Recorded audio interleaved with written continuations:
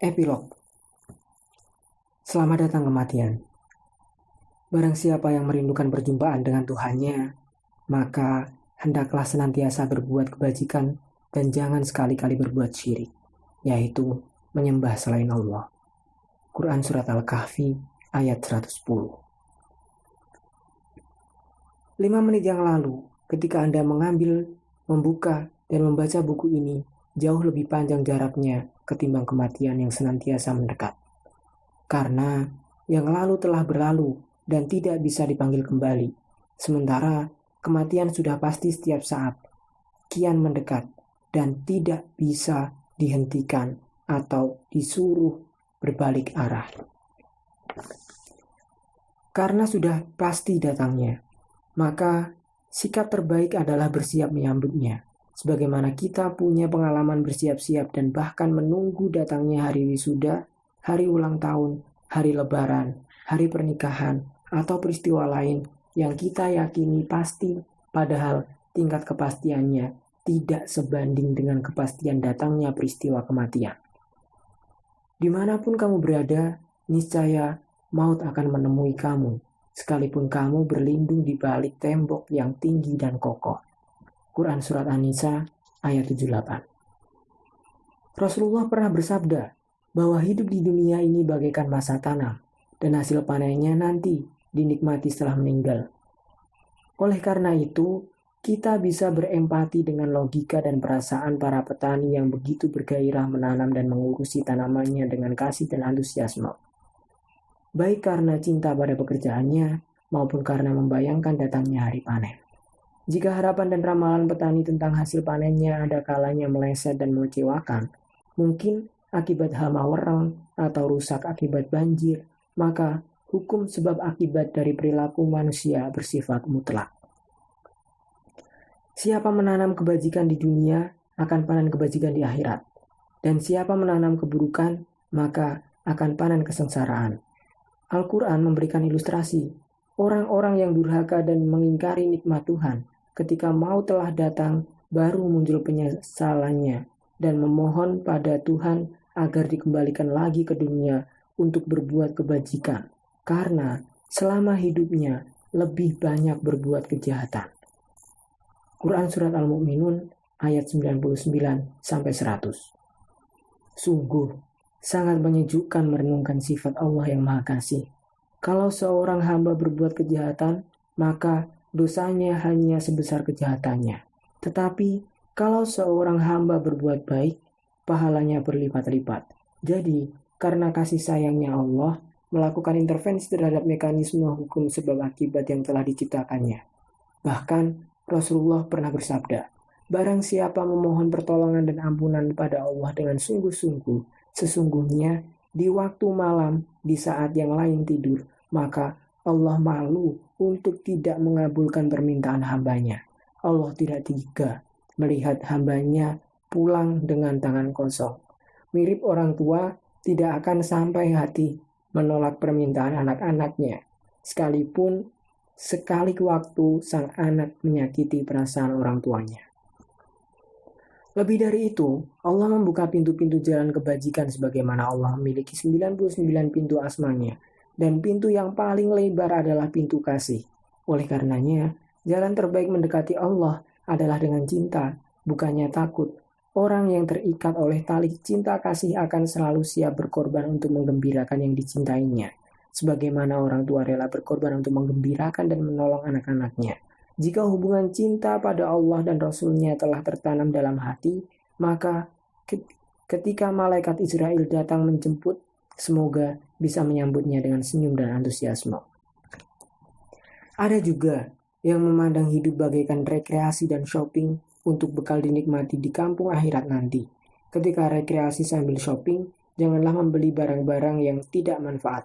Jangan keberatan barang yang malah mempersulit perjalanan pulang. Nikmati perjalanan hidup dengan memperbanyak teman dan banyak menolong sesama teman seperjalanan ketika mereka mendapat kesusahan. Entah dia itu suami, istri, anak, kerabat, atau teman, semuanya adalah teman seperjalanan. Berasal dari Allah, kembali pada Allah. Inna lillahi wa inna ilaihi raji'un. Ada lagi yang menganalogikan disket jiwa dengan almari pakaian. Sudah pasti, kita akan menyingkirkan pakaian yang kotor dan tak layak pakai. Sebaliknya, kita selalu memilih untuk menyimpan koleksi yang baik dan indah, entah koleksi lagu, pakaian, ataupun perhiasan. Pertanyaannya, apakah disket jiwa kita juga diisi dengan koleksi pikiran, hati, dan perilaku yang serba baik dan indah? Kalau tidak, kita akan malu dan repot sendiri ketika nanti di alam ruhani koleksi itu di print out ataupun dibuka isinya lalu ditimbang oleh malaikat.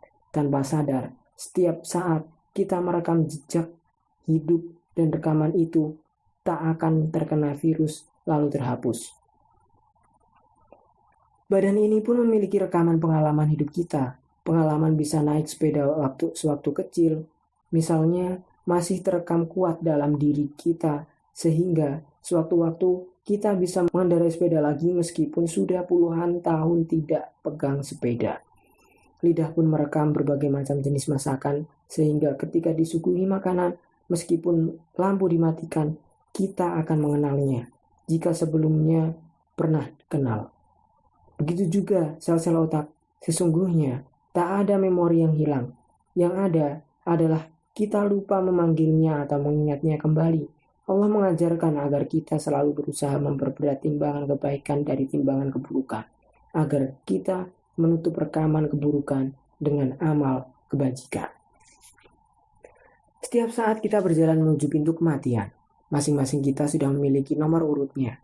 Namun, jalan dan penyebab menuju kematian masih diberi ruang pilihan oleh Allah. Apakah jalan yang mulus dengan didampingi teman-teman amal kebajikan ataukah jalan terjal dan menyiksa dengan impitan rekaman kejahatan?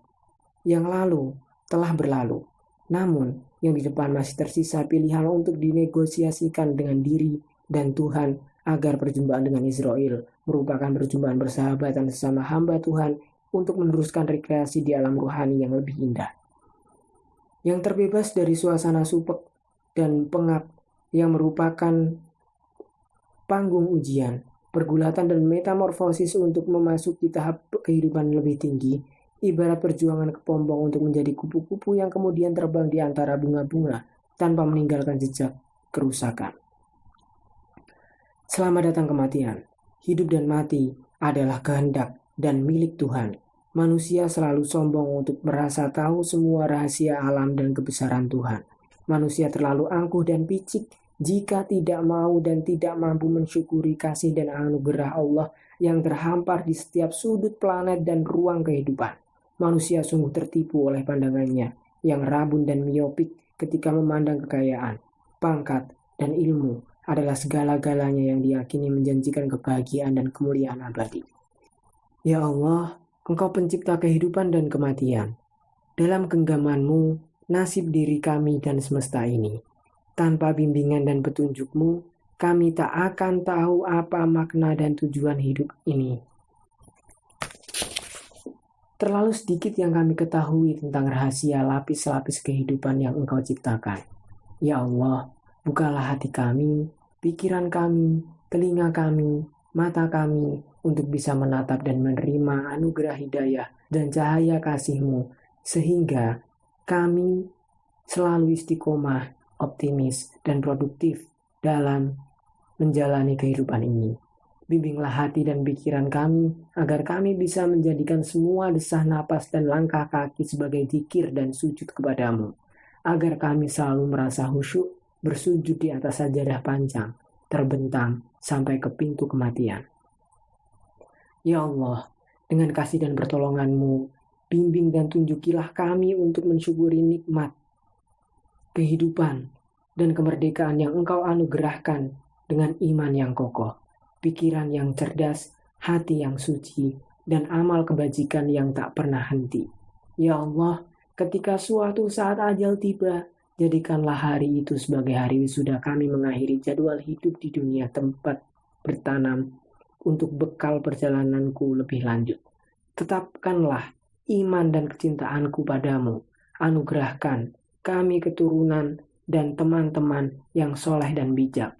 Dengan kasih-Mu, semoga di kampung akhirat nanti kami engkau masukkan ke dalam komunitas para anbiya dan syuhada, meski pada barisan yang paling belakang. Allahumma.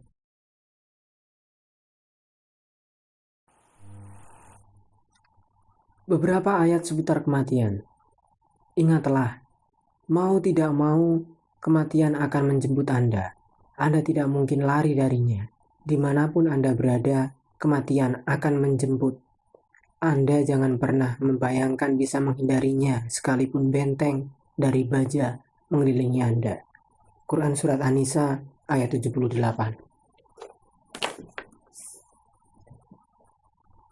Anda jangan sampai tertipu oleh kehidupan dunia yang memperdayakan. Kekayaan, jabatan, atau keturunan yang Anda miliki tidak bisa menghindarkan Anda dari kematian. Siapapun, sepanjang ia memiliki jiwa, akan merasakan kematian. Quran Surat Al-Anbiya ayat 35 dan Quran Surat Ali Imran ayat 185. Dimanapun Anda berada, ingatlah selalu Allah. Berusahalah untuk selalu berbuat kebaikan, kapanpun dan dimanapun. Karena tidak ada seorang pun yang mampu mengetahui di bumi mana dia akan mati.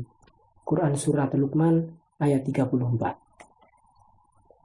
Anda tidak mungkin lari dari kematian. Kemanapun Anda berlari, kematian akan menemuimu.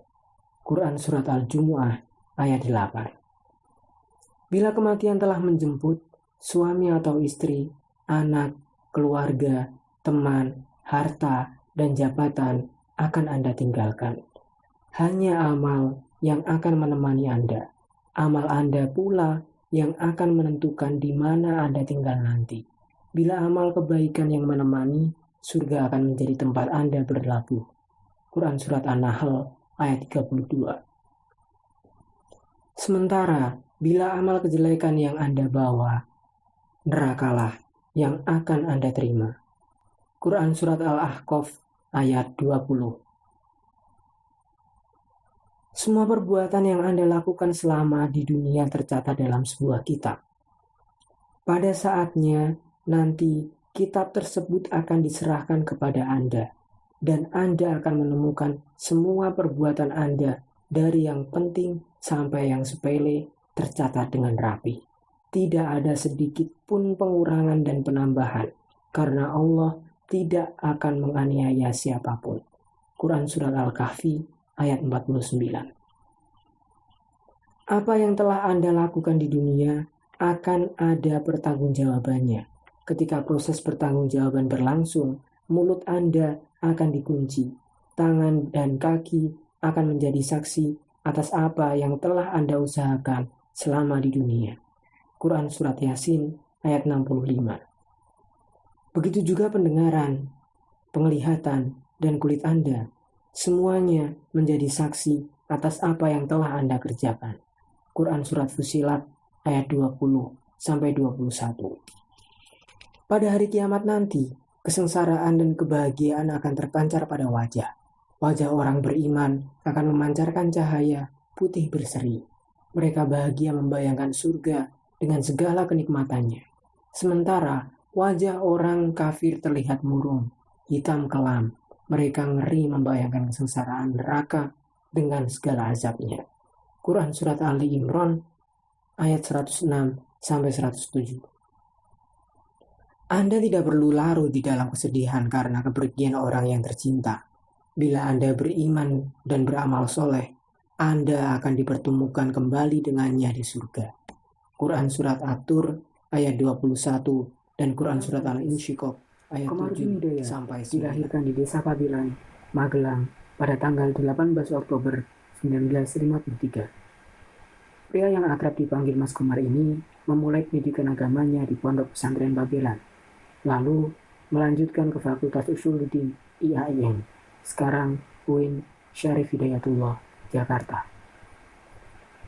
Setelah mendalami ilmu perbandingan agama di IAIN, dia melanjutkan studinya ke Middle East University, Ankara, Turki, Departemen Filsafat.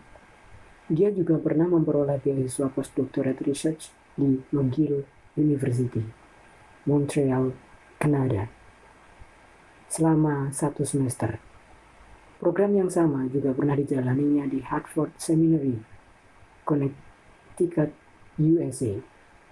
Beberapa jabatan prestisius pernah disandangnya, di antaranya Guru Besar Filsafat Agama UIN Syarif Hidayatullah Jakarta 2001 sampai sekarang, Direktur Program Pascasarjana UIN Jakarta 2005 sampai 2007, Direktur Eksekutif Yayasan Paramadina 1996 sampai 2000, Dosen Pascasarjana Universitas Gadjah Mada 2003. Sejak 2007, ia menjabat sebagai Rektor UIN Syarif Hidayatullah Jakarta hingga sekarang.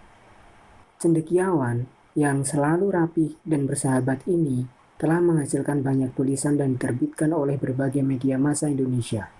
Beberapa buku pun pernah ditulisnya, seperti Tragedi Raja Midas, Paramadina 1998, Agama Masa Depan, salah satu penulis, Paramadina 1995, Tuhan Begitu Dekat, Paramadina 2000, Wahyu di Langit dan Wahyu di Bumi, Paramadina 2003, Menafsirkan Kehendak Tuhan, Teraju 2003, dan Manuver Politik Ulama, salah satu penulis, Jaha Sutra 2004. Buku Psikologi Kematian ini adalah buku yang merupakan refleksi pemikirannya atas berbagai realitas kehidupan masyarakat.